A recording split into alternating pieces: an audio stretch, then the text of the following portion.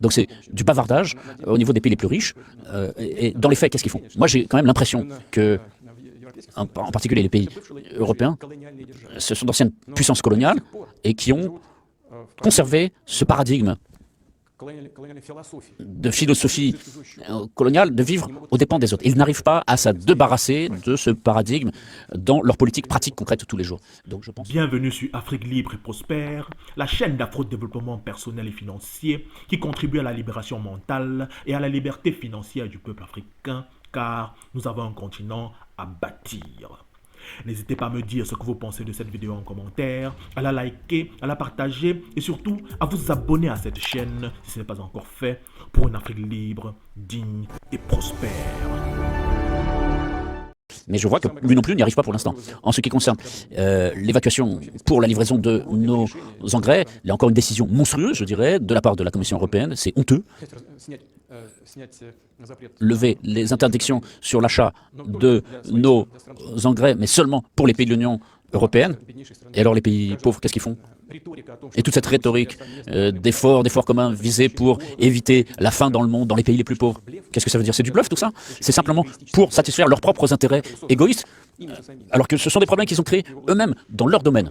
Et cette question alimentaire, cette question énergétique aussi, tout cela c'est eux qui l'ont fait. Et donc maintenant, ils résolvent cette question aux dépens des autres. Alors j'espère que le bon sens va triompher, et notamment au sein de la Commission européenne, pour corriger cette situation. Je considère que c'est une erreur. Et c'est la même chose sur l'exportation des engrais russes. Regardez, la Biélorussie est un des plus grands pays producteurs d'engrais au monde.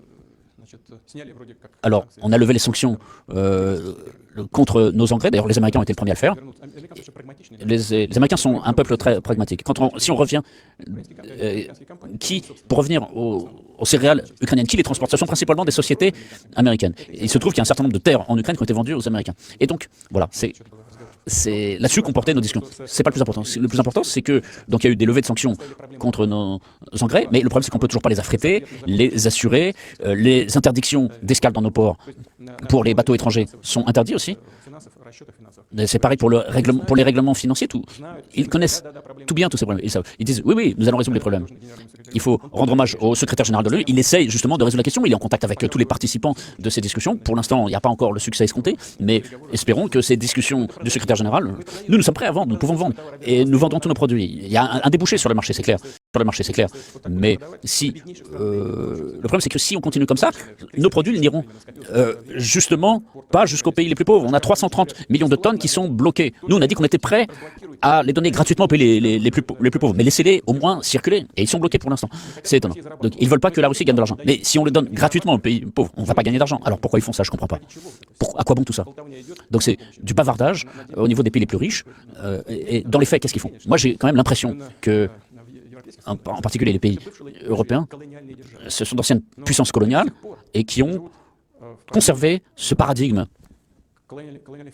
de philosophie coloniale de vivre aux dépens des autres. Ils n'arrivent pas à se débarrasser de ce paradigme dans leur politique pratique concrète tous les jours. Donc je pense qu'il est temps de mettre fin et de tirer les conclusions qui s'imposent ici de façon beaucoup plus civilisée.